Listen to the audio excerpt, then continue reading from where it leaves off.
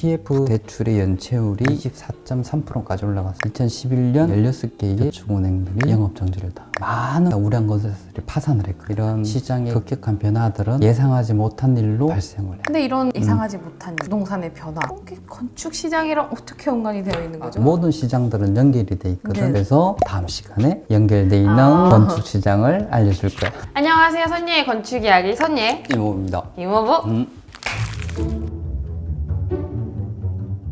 오늘은 지난 시간에 얘기한 대로 건축 시장에 대해서 알아볼 건데 네. 시장에는 누구와 누가 있지? 수요자와 공급자. 그렇지. 수요자, 공급자가 있지. 자, 보면 건축에서의 수요자는 건축주야. 근데 건축주의 목적하고 용도에 따라서 시장이 좀 다르게 움직이거든. 그래서 건축주의 목적을 구분을 해보면 분양, 임대, 자가로 한 3가지 정도로 나눠볼 수 있는데 분양 목적의 건물은 주로 건축주가 시행사, 아파트 시행사, 지식산업센터 시행사. 근데 여기는 최소한의 자기 자본, 그러니까 대출을 최대로 하고 금리가 조금 높다고 하더라도 자기 자본 비율을 줄이고 빨리 건축해서 빨리 분양을 해서 분양 수익을 빨리 얻는 게 목적이야. 그래서 단기 투자자라고 보고 보통 한 1, 2년 안에 본인이 투자를 해서 빨리 회수를 하는 단기 투자자라고 봐. 그래서 이 분양 건축물들 같은 경우는 건물의 품질보다 공사 비용이 조금 더 우선하는 경우들이 많고 그리고 건축주와 건설사의 관계가 어떤 관계냐면 대출을 많이 받는다고 했잖아. 네. 그러면 건설사가 신용 보강을 해줘야 돼. 그래서 파트너의 관계가 많아. 임대하고 자가를 보면 대출은 시장 상황에 따라서 좀 달라져. 금리가 높으면 대출을 줄이고 금리가 낮으면 대출을 조금 많이 받고 그리고 이 건물을 짓는 목적이 임대를 하거나 본인이 직접 쓰려고 하는 거잖아. 네. 그래서 길게 봐. 얘는 장기로 그렇지. 가는군요. 그래서 이게 장기 투자자.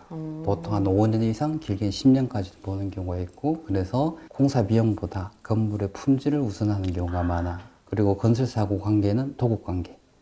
각각의 계약 관계로 이루어지는 경우가 많아. 목적에 따라 완전히 다르네요. 그지 목적에 따라서 완전히. 그래서 단기 투자자란 말도 이해가 되고 장기 투자자란 말도 이해가 돼요. 맞아. 자, 그런데 분양하고 임대는 서로 왔다 갔다 하기도 해.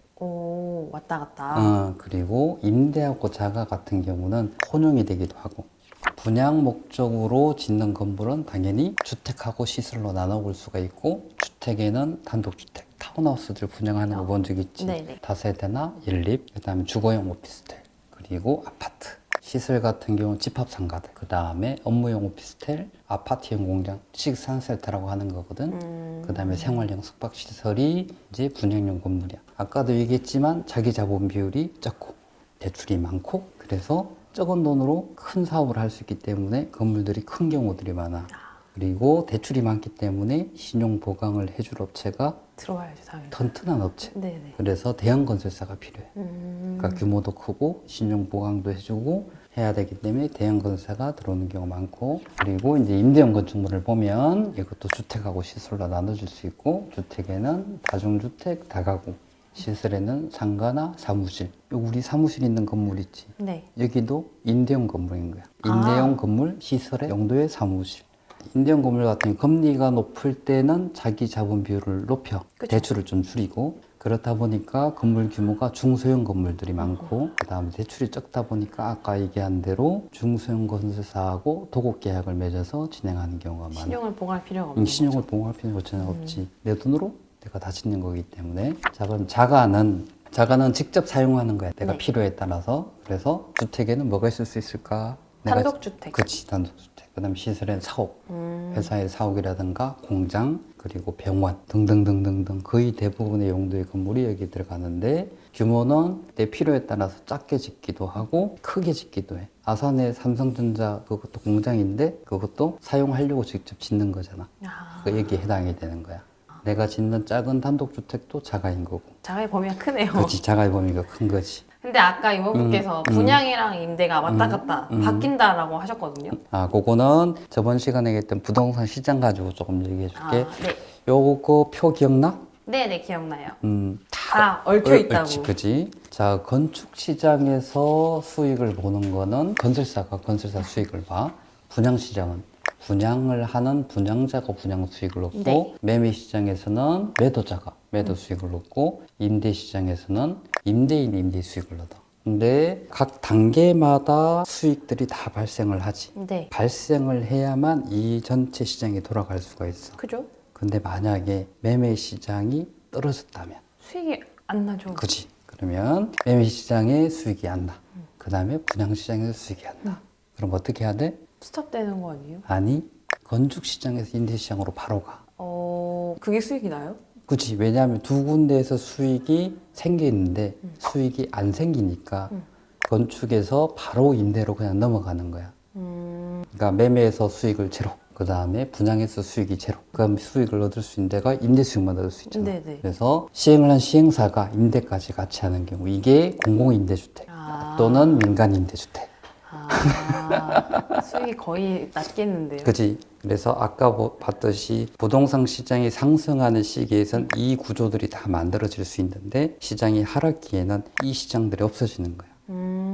왜냐하면 각각 단계에서 수익을 내지를 못하니까. 왜 그러냐 하면, 자, 부동산 상승기에 땅을 샀잖아. 네.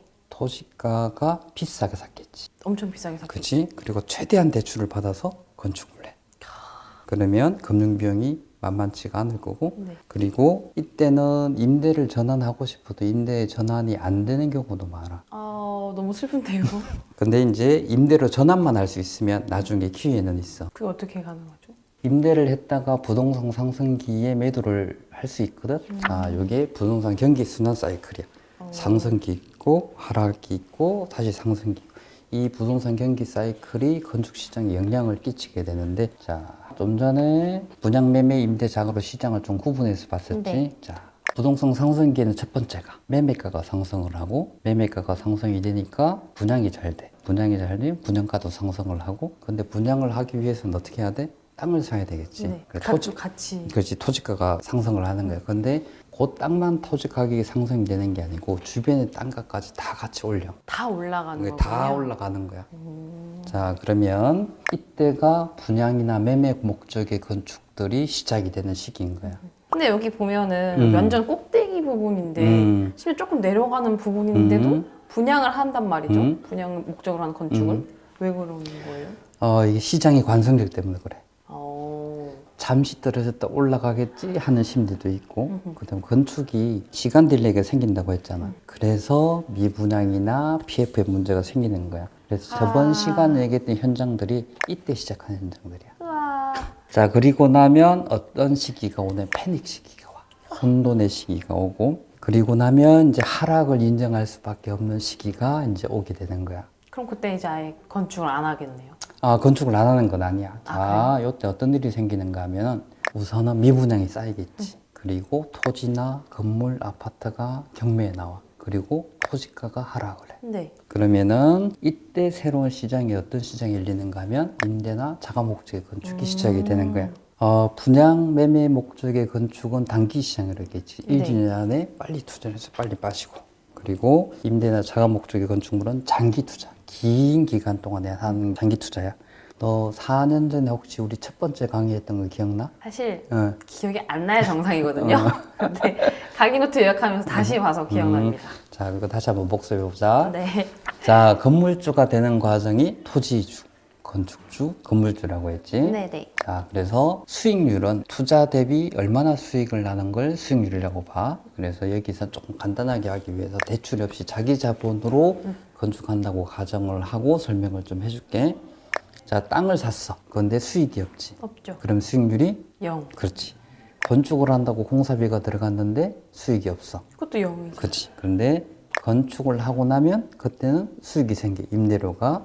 들어오니까. 그렇지. 그때 수익률은 어떻게 계산이 되는가 하면 임대료를 토지비하고 건축비를 더하고 빼서 임대 보증금을 뺀 걸 수익률이라고 봐.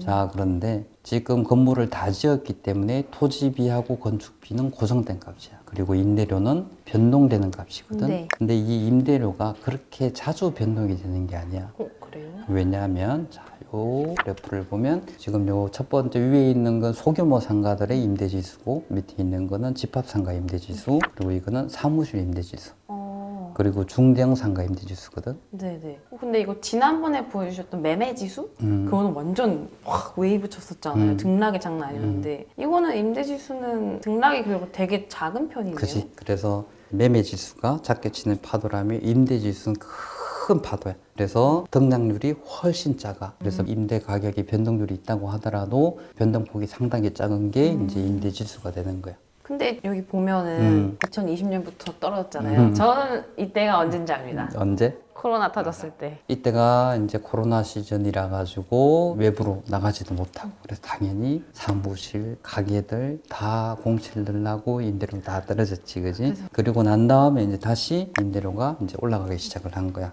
자, 만약에 이 건물을 판다면 네. 건물 가격은 어떻게 매겨지냐?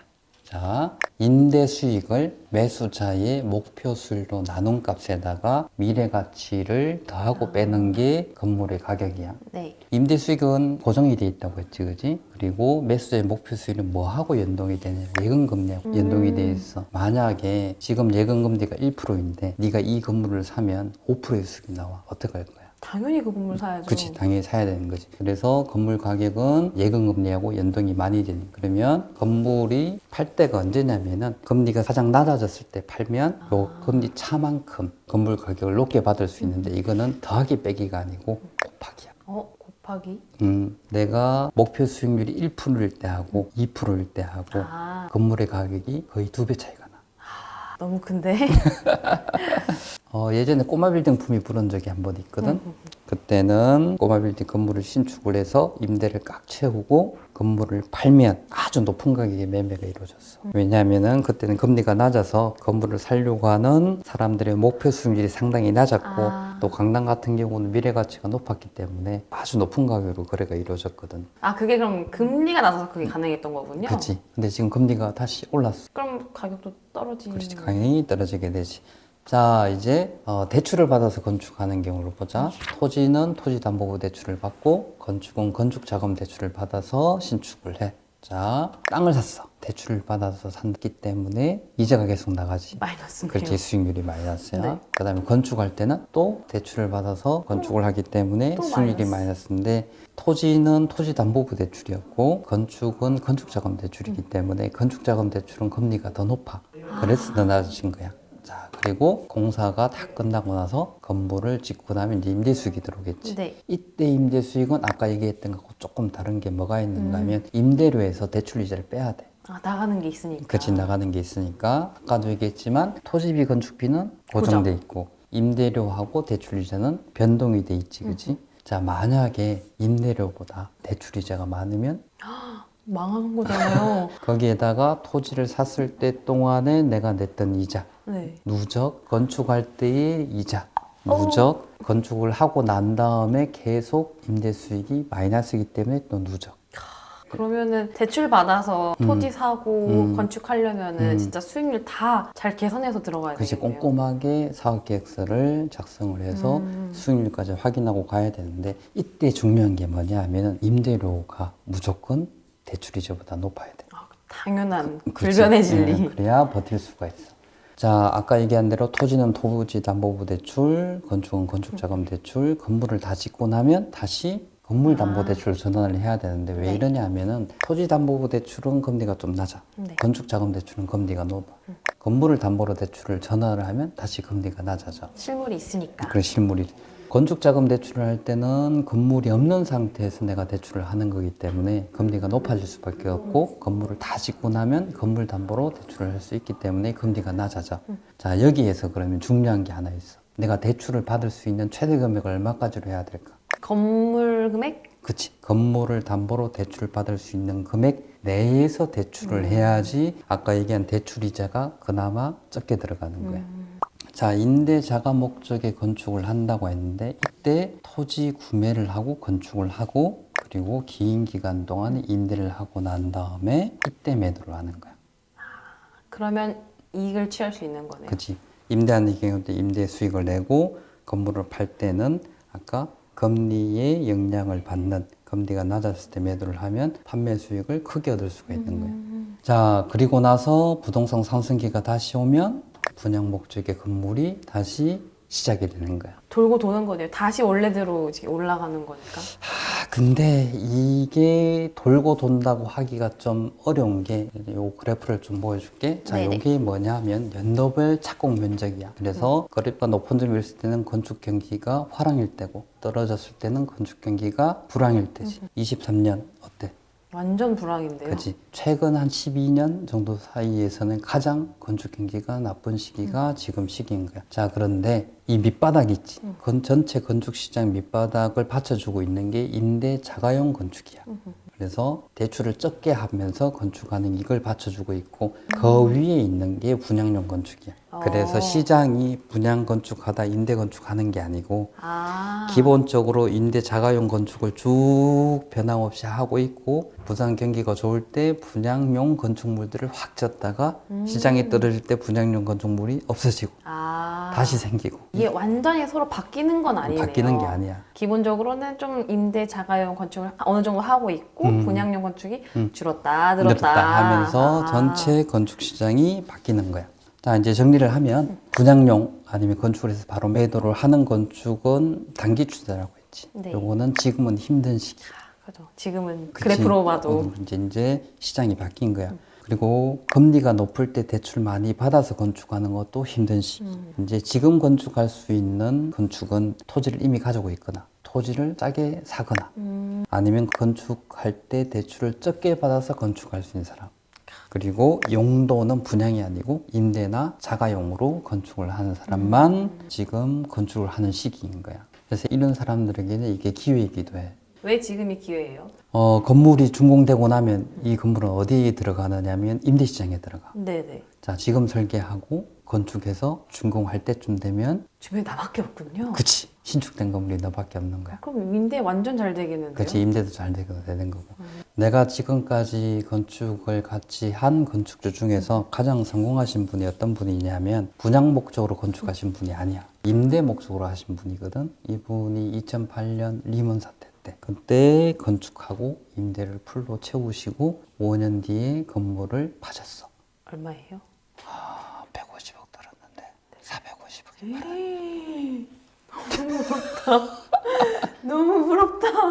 그게 이제 금리의 마법인 거고. 아. 그분이 신축이 됐을 때는 주변에 신축된 건물이 아무것도 없었어. 그러니까 다른 건물하고 비교 우위에 있는 거야. 그쵸. 그리고 금리가 낮아졌을 때 건물을 매도하셔서 그 정도 수익을 낸 거죠. 분양 수익은 아무것도 아니야. 와. 근데 이제 그분이 4번 정도 건축을 하셨는데 3번째 건물은 안 파죠. 왜요? 임대 수익이 너무 잘 나와서. 진짜. 근데 그분은 부동산을 보시는 눈이 있으신 거야.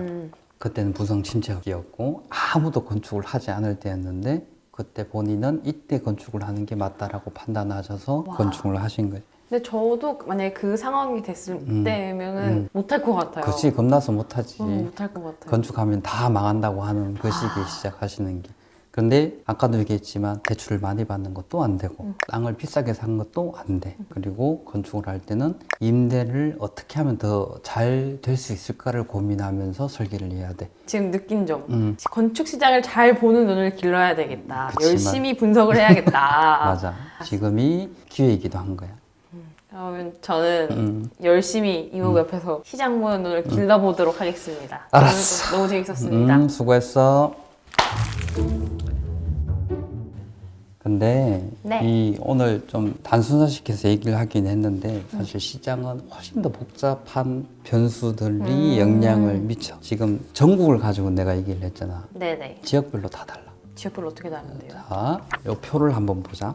오, 그래프 모양이 다 많이 다른데요? 다르지, 그지? 네네. 자, 요 그래프가 어떻게 만들어졌는가 하면은 전국의 건축 시장을 100이라고 보고 각 지역별로 그 전체 채권 건수의 몇 프로를 차지하는지를 그래프로 나타낸 거거든. 서울만 봐봐. 계속 내려가는데요? 근데 서울 주변에 있는 인천이나 충남, 충북, 경기도는 어때? 올라가고 있어요. 그치? 조금씩 올라가고 있지. 네. 이걸 가지고 뭘 생각을 할 수 있을까? 외곽 도시에 투자를 해야겠다. 그러니까 확장인 거예요. 그러니까 아. 안쪽에서의 토지 가격들이 올라가고 임대료도 올라가긴 하는데 임대료 올라가는 폭은 토지 가격이나 매매 가격보다 기울기가 더 낮거든. 조금 더 오랜 시간이 걸려. 그러면 어떻게 해야 돼? 토지 가격이 싸거나 한쪽으로 확장을 해야 되겠지. 그래서 주변에 건축들이 더 많이 이루어지는 거야. 자, 요걸 보면 어때? 광역시거든? 대구, 오. 울산, 부산. 여기 또 너무 떨어지고 그렇지, 있는데요? 다 떨어지고 있지. 그 대신에 대구 같은 경우는 경북 쪽, 대구 외곽 있는 쪽에서의 착공 건수가 더 많아지고. 아, 바깥으로 퍼지니까. 그렇지. 자, 그런데 하나 볼게. 올라가고 있는 곳이 아까 서울 주변하고 네네. 강원도, 오. 그 다음에 제주도. 강원도와 제주도는 의외인데요?